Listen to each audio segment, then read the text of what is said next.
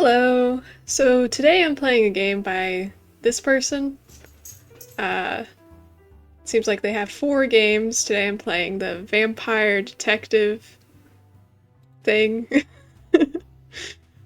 Yuri! That's the only reason why I'm playing this, because I saw that. But yeah, if instead of watching this video, I would rather you just play the game if you want to do that. But streaming and recording is okay. Yay. It was free. It was free. There's just, you just like click the link and then unzip the files and then click the exe and then bam, you can play it. It's pretty great. Pretty easy.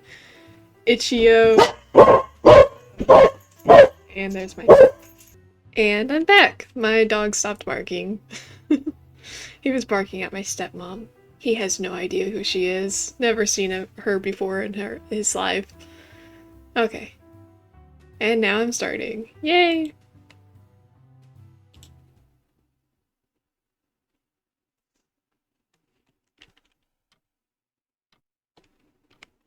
I should have known it was a trap. Bookshelves line the walls of the small study from top to bottom. They're filled with mystery novels. I'm gonna learn how to read today. In different languages. Outside is a bright and sunny spring day, but here heavy curtains cover the window, letting a sliver of light through. Because there's vampires. It feels like twilight, despite whatever the actual time may be. Well, I've asked you a question. She's tracing the rim of her teacup with her fingertip. In the dimly lit room, she looks fitting, adding to the mysterious atmosphere with her otherworldly looks and inscrutable. That's probably closer the first time. Smile. Her eyes catch the light of the lamp and almost look like they're glowing. I stifle the urge to look down and break eye contact. I need more time to think. An excuse, anything will do. I remembered I left the stove on. Sorry, I left the water running. I really need to go fix that. Sorry, I left my thing in the microwave. It doesn't matter. I have to go to the bathroom. Answer the question first. So my parents are home and they keep coming downstairs. I don't like it. I can't hear because of my headphones. So I can't hear when they're down here, but I really I don't like them listening. I don't like people hearing me talk to myself, you know? Okay. Hopefully they don't come down for a bit. Alright. I should have noticed the clues. First you see... Okay. I should have noticed the clues. First she sees me searching for something, then she suddenly invites me for a tea. She's drumming her fingers on the cover of the book on the desk before her. Oh gosh. It's a medium-sized scrapbook, the kind used for pictures and postcards, that sort of thing. The cover is discolored, the one corner is bent, and the spine is creased. There's no title or any sort of writing on it, but I know it very well. I'll repeat again, this old scrapbook I found lying in the living room. Is it yours? Straightforward question. The answer would depend on whether she's looked inside. Huh. If I lie and say it's not mine, she'll most certainly open it. If I admit it's mine and she's seen what's in it, there's only one possibility of escape. Yes. Please give it back, dies in my throat. I see. She takes a sip of her tea. I haven't touched mine since I've noticed that cursed book. I want to run away. Suddenly she swivels around in her chair with a triumphant laugh. Of course, my vampire senses were right. Except you're not a vampire, they don't exist. I noticed it carried the same subtle floral scent. Oh, can I have it back now? You treasure this scrapbook, don't you?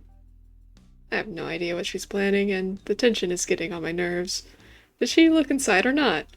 But asking that would be the same as admitting I have something to hide. It's better to act nonchalant.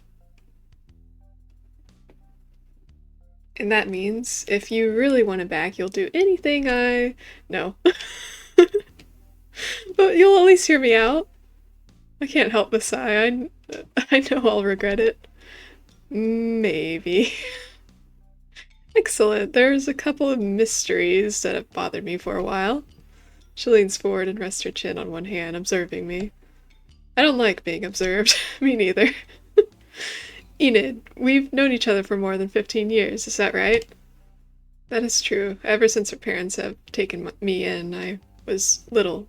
I've been by her side, we were always together, and I even went to the same school. And so I could keep an eye on her.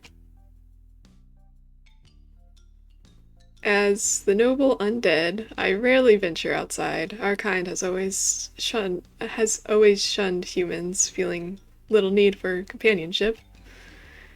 That's shut-in, not undead.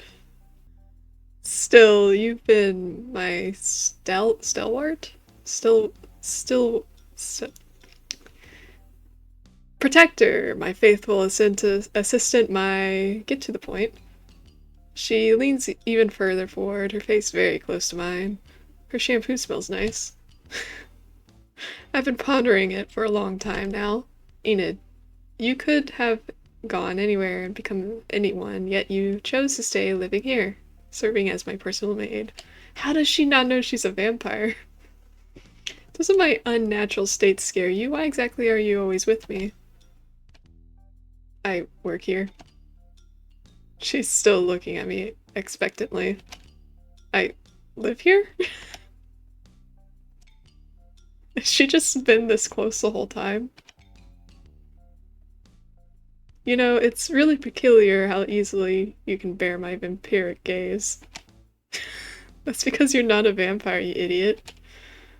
Finally, she sits back down. I breathe a sigh of relief. Anyway, how about a game? Ba-ba-ba. Hope no one has come downstairs. I don't think I hear anyone. Okay.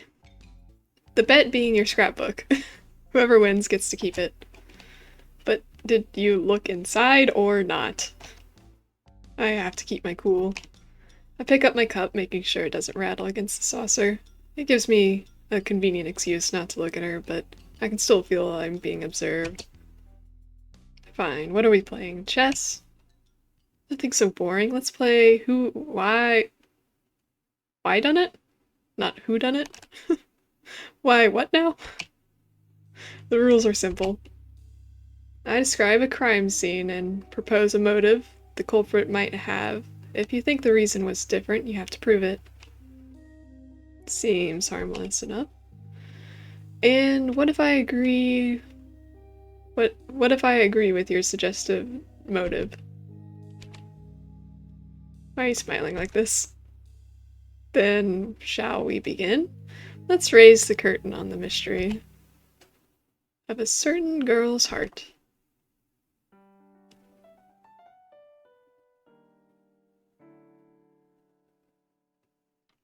For a moment, we're both silent. She seems to be deep in thought, and I keep glancing at the scrapbook in front of her. When she finally speaks, the sound almost makes me jump. Let us imagine a schoolyard. Actually, we don't have to imagine. I've recreated the whole scene here. She drew a whole thing.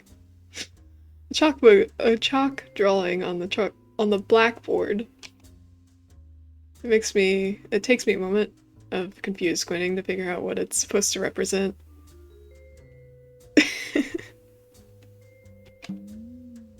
Then I feel my stomach drop as if I've missed a step going downstairs. Does this remind you of anything?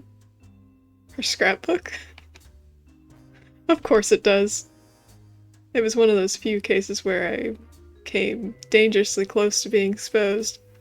What was I even thinking back then? No, I wasn't thinking at all, and just followed my anger. Then allow me to explain. Like I said, a schoolyard, an afternoon in early spring. Unlike today, the sky was overcast. That's why I dared to go out. Ahem. It's a simple enough story. A girl unwisely ventures outside where she's confronted by bullies. They mock her and throw her belongings in the nearby pond. Shockingly barbaric behavior, but something I came to expect from humans. Of course you'd attract negative attention if you keep your stupid vampiric act even at school.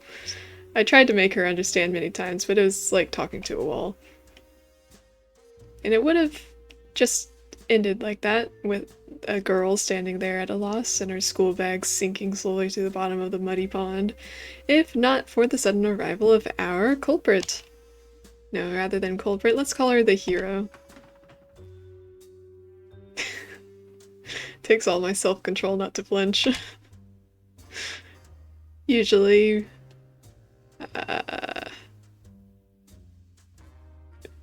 reticent and standoffish, the hero prefers to keep her distance from her peers. She treats even Girl A, a person she's the closest with, rather coldly. But today, for some reason, like a force of vengeance, the hero falls upon the bullies. It's quite frightening, actually. After scaring them off, as if that wasn't enough, she dives right into the water. Dives? It was very shallow. And valiantly rescues Girl A's belongings, heedless of getting drenched by up to her waist. It's a wonder she didn't catch a cold afterwards. You know, I wonder if she's actually a vampire or not. She might not be.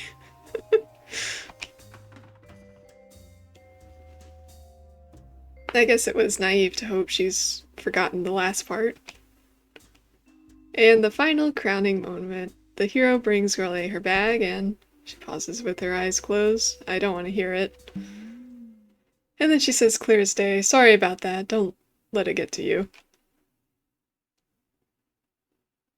I try to take deep, calming breaths without moving. It's harder than it seems. So, what's your point?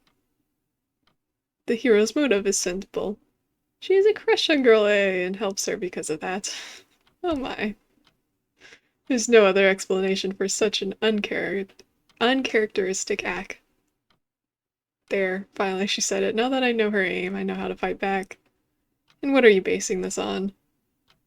Why, the evidence, everything is pretty clear, is it not? Are you sure? Absolutely certain. If you disagree, you're free to offer your own interpretation. That's the point of this game. So, if I prove, I mean, the hero had different motives, I win. And you'll accept my solution. Of course, as long as you have evidence. I'm a servant of truth, after all. So it's not enough to come up with a lie. I have to figure out a way to interpret the facts to fit my version of events. No matter, I won't be defeated, not with my dignity at stake. Then I'll prove it. I'll prove that the hero is definitely not in love with Girl A. Judging by her expression, as she feels pretty confident that I will fail. How naive. I'm a virtuoso at lying. If you worry that there may be any details missing on the drawing, don't be. Everything's been recreated perfectly. I'm quite proud of my drawing skills too, by the way. I guess this blind confidence is one of her charm points. I'm not worried, there's plenty of information to support my case.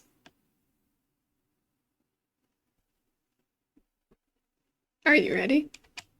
The main issue is that she's, of course, right about everything. I am in love with her. It's been like that for years. If I had confessed right away instead of letting this build up, but now I have no choice. I suffer enough already just knowing how pathetic I am, so letting her know it for a fact would be the killing blow. My pride will never recover. It's unthinkable to let anyone, even her, have such an advantage over me. Instead of an outright lie, it's always better to just tell a different truth. For my false scenario to be convincing, I'll have to make sure all the events are backed by evidence. I know I can do it. Let's go through with my accusation again, line by line. If you find yourself disagreeing with what I say or have any questions, let me know.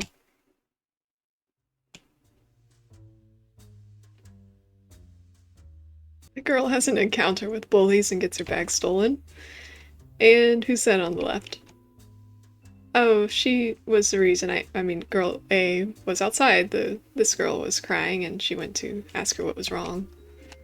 Turns out her romantic confession had been rejected and there was nothing to be done. But before girl A could return, she was noticed.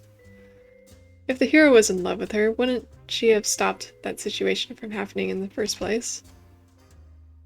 She's not omniscient, and it was rare for girl A to be outside at this hour.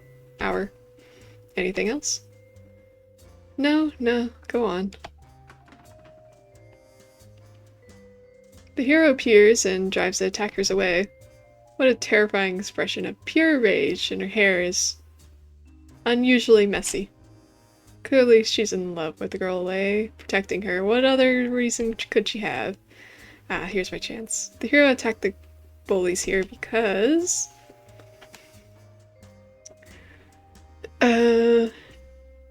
she's an ally of justice. Maybe she was trying to protect girl A, but not out of any romantic impulses. She just couldn't stand seeing someone being treated like that. The victim didn't matter. I never thought of it like this.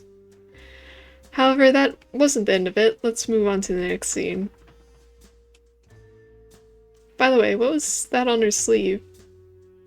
It's a library committee armband. Oh, that. I joined only because I seemed like the least amount of trouble. Also, Olivia was at the library all the time. And what was inside the bag? Textbooks and some borrowed novels. Thankfully, they didn't get too waterlogged. In any case, she jumped into the pond and on a fairly chilly spring day to get Girl A's bag out of the water. It's obvious she wanted to impress her crush. I'm not that vain, it just happened in the heat of the moment. I should continue. She jumped into the pond because... I don't think there's really any other reason except that she got the bag. The books. Yes. As a member of the library committee, she was concerned about the books. She couldn't let them get ruined. See, it wasn't about Girl A at all.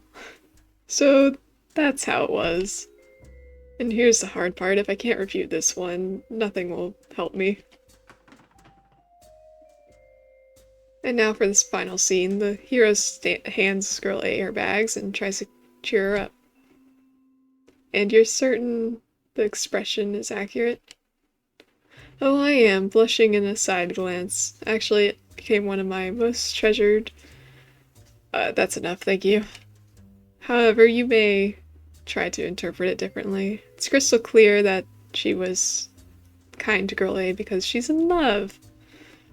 I must stress how unusual this behavior was. I mean, Girl A couldn't believe she was hearing such gentle words. And I can't believe I lost my composure like that. I really should have known better.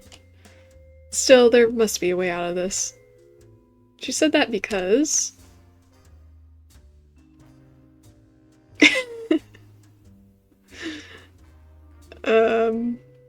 well, it was very clear she was talking to Girl A, so... If not for Girl A, she wouldn't be able to practice right away. She was simply expressing her gratitude. Still, following that martial arts angle, not really, I didn't really follow that until now. But then, why apologize?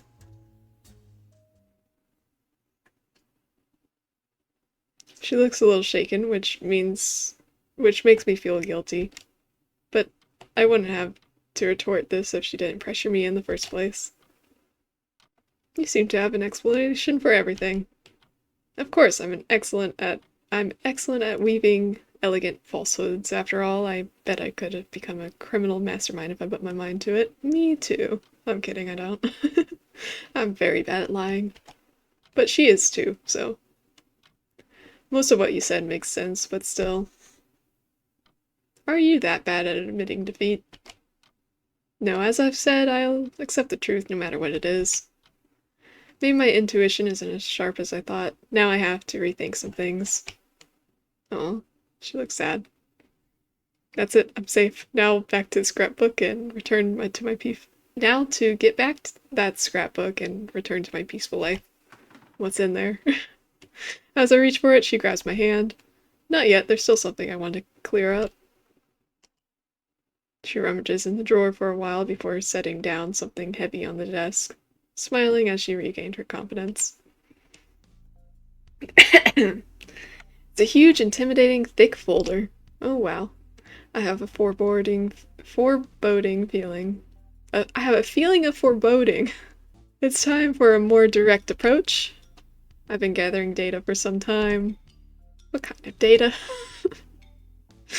I won't dance around the issue. There's something I must reveal. Our game was all about you from the start. I apologize for the deception. Yes, I've figured that out. Years of careful observation have led me to this conclusion. Enid, you like me, don't you? No, it's just an underhanded move. I won't let it rattle me. You're accusing me of something like that without any proof. Now the tables have turned. Should be impossible to prove someone is in love with you, right? Careful, your face will split if your smile gets any wider. She leafs through the folder. From cover to cover, it's filled with sheets of paper, post-it notes, and even photographs and newsletter clippings. It's making me uneasy. What is this exactly? My evidence, I call it. The Chronicle of Times. Enid has been nice to me. Oh wow. A slip of paper falls out and I pick it up. It's a tomato soup recipe. Aha! Some things must have gotten mixed in. Oh, now I get it. This is just an intimidation tactic. Of course there's no way I'd leave so much evidence behind. I hope. I'm not sure what you're trying to do, but if you have any further accusations, I'm all ears. She flips through the pages, seemingly at random, her eyes never leaving my face. Let's begin with, here. June 1st afternoon, after my birthday party. Enid composes a 30-verse poem in my honor. Well, any explanation for that? It was a competition suggested by your dad, remember? The goal was to give you the best compliment. Naturally, I just wanted the prize, so I played to win. Not that there were many participants. I guess that's possible. Then how about... Oh, late October that same year, when I was sick with a cold, you stayed up all week so that you could always hear in case I would call. The bags under your eyes were impressive. But really, you shouldn't have worried. I'm a vampire after all. A simple cold is nothing. I don't think vampires get sick like that. I was just testing if sleep deprivation really boosts your mood. Also, you're not a vampire. Did it work? No. How about this one? August last year, we were on a trip. Enid carried all the luggage to the hotel on her own, never letting me touch anything. I don't even have to lie for this one. It's because you're terribly clumsy. But I have vampiric super strength. I have vampire super strength. I could have helped you. Any more groundless claims? January 25th. 2 hours later, oh my gosh. She went through the whole folder. My dress was draped on the chair, and on top of it, a wig, looking suspiciously like my hair. What? And that makes you think I was rehearsing a love confession. It was a bait for assassins. The light seeping through the curtain has changed color and intensity. It must be sunset. I feel like I've run a marathon on a hilly countryside. My throat is dry. Oh my gosh. Olivia is biting her lip and flipping through her folder, but to my relief, she doesn't seem to find anything more. Really, she documented nearly every day we spent together. I don't know if I should be flattered or concerned. I admit it makes me just a little bit happy. Whatever, I'm glad it's over. Are we done? Can I go now? It won't be a lie this time to say that I really need a bathroom break. Wait, there ought to be something I missed. I've wasted enough time today. If you don't have anything else, I've got it. I'm already half risen from the chair, but at the sight of her expression, I have to sit back down.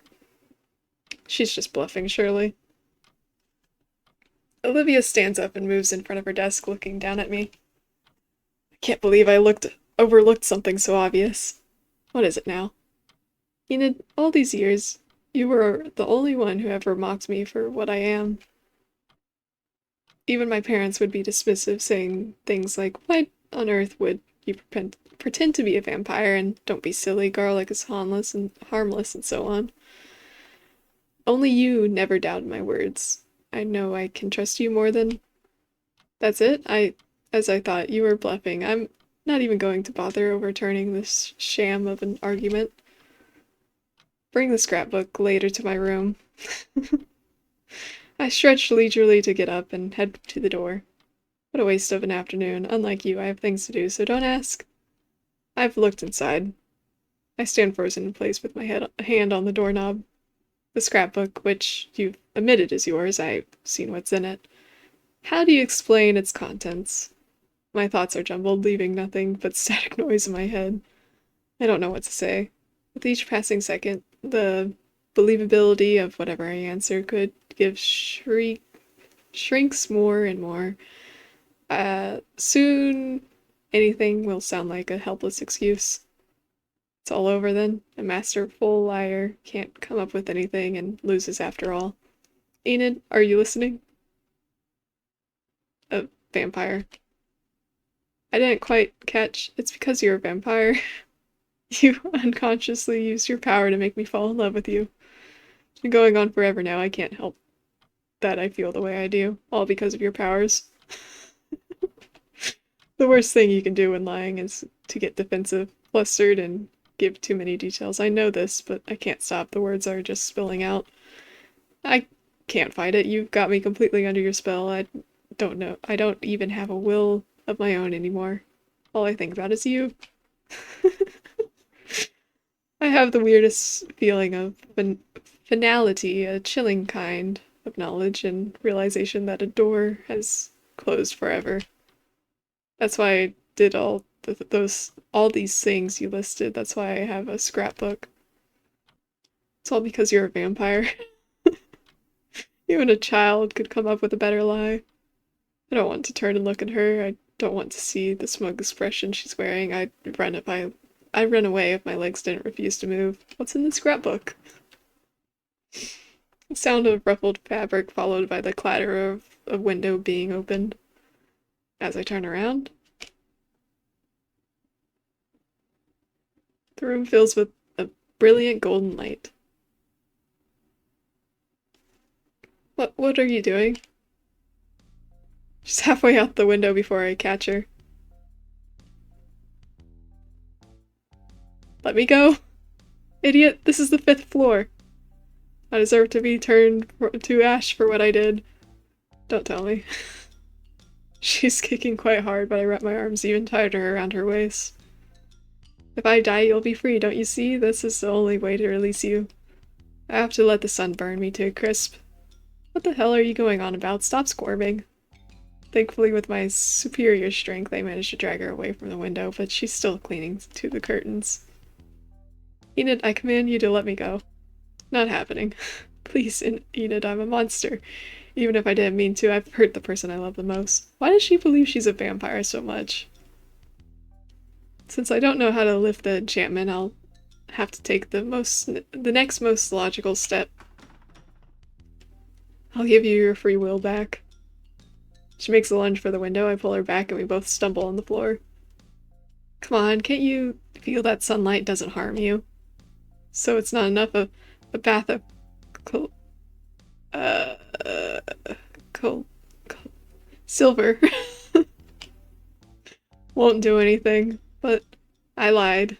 Of course you're not a vampire. Don't you remember? Remember what?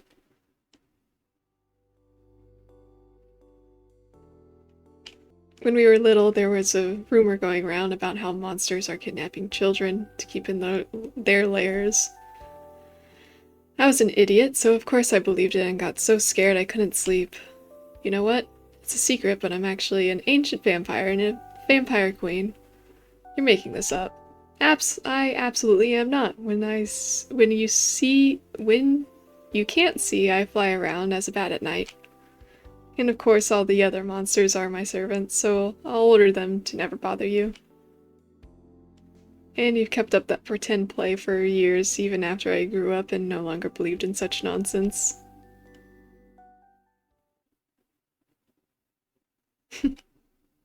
Oh, that happened. I completely forgot. Did you? But if I'm not, then why? Because I can't help it? If you learned how much I love you and thought it was disgusting or mocked me or even made fun of me just a little, I'd never be able to live with it. Before her parents have taken me in, I was just a neglected orphan. The world had no place for someone like me. When I met Olivia and her family, I made an unexpected discovery.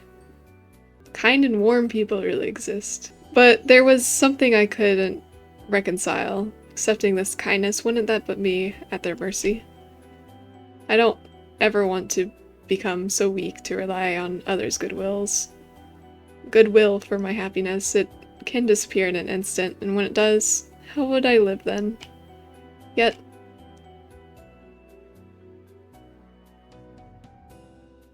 I never put off my terrible personality and harsh words. You were always happy to be with me.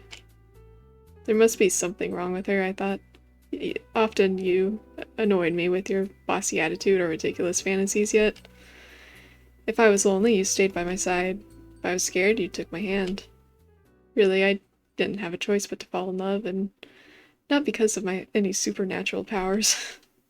Is she talking? I can't tell. If I let you go, you wouldn't try anything weird. I won't. The curtains are gently swaying in the breeze, the sun has set, and the room gradually sinking into darkness. Isn't she, like, an adult? Why does she believe she's a vampire so much? I feel like all the strength left my body, so I just sit on the floor. You were right about everything. I'm in love with you. I lied that I'm not. So, of course I couldn't stand by when anyone tried to mess with you. Of course I had to get you anything you wanted. Of course I had to do something when you were upset. But I could never admit it. You've accepted me with all your heart, and at some point, somehow, this acceptance has become essential for me to continue living. It doesn't sound like a spell, does it? It does sound like a spell, doesn't it? There we go. I know everything about you. That you don't like bitter teas, that you're scared of wasps, that you can only fall asleep on your side, your every habit, all the stupid little things, and I absolutely disgustingly adore every single one of them. Just seeing your face first thing every morning cheers me up. How pathetic is that? Somehow I've managed not to cry, so I'm at least spared that indignity. Fragrant breeze brushes my flushed cheeks, and a curtain of golden hair obscures my vision.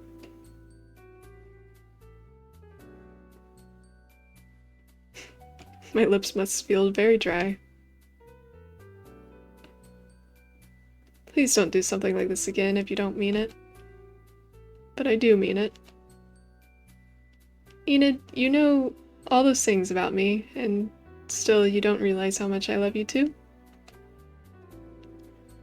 That's an expression I've never seen before. Stop staring. But I really feel like I've understood everything. I've finally understood everything now. I'd make a terrible detective, Enid. I'm truly sorry for not noticing how much you were suffering. To make up for it, I promise from now on I'll make you share with me everything that bothers you, no matter how much you resist. She helps me stand up and dusts me off. Oh, but now I really want to know what's in it. What? I'm talking about your scrapbook. Of course I'd never intrude on your privacy. I lied about looking inside. Oh my. I managed to pin her down with a tackle before she can reach the desk. Al, come on, what kind of damning evidence could it possibly contain? I'll burn it as soon as I can. I should have done this long ago. Enid, you're squeezing a little hard. As soon as I loosen my grip, she twists her arm and free and goes straight for the desk.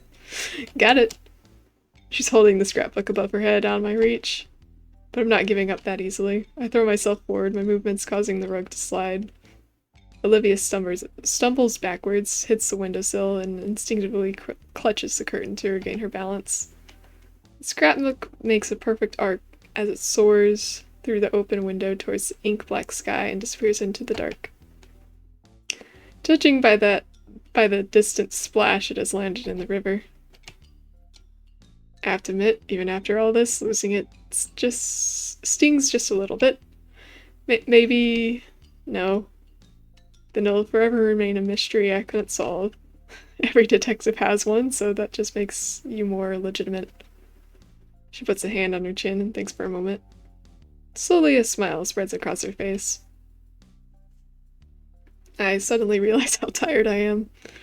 How about a game? I'll try to guess what was so embarrassing about that scrapbook, and you tell me if I'm right. I'm not. Was it a collection of unsent love letters? Pencil drawings of me? Analytical essays on what makes me so amazing? Just a list of things you like about me the most, or I'm going to bed. But did I guess right? What if, hey, don't close the door while I'm still talking? I do wonder what it was. Familiar voice, familiar nonsense. Before I notice, I've grown so used to it that I don't even want to imagine a different life. I hope it never changes. As for the scrapbook, maybe I'll start a new one. And fill it page by page with memories of you. Oh. That was cute. I think I know how to read a little bit better now. I'm kidding, I was stuttering the whole time. Well, that was the game. It was a cute little story. I will probably play a different one.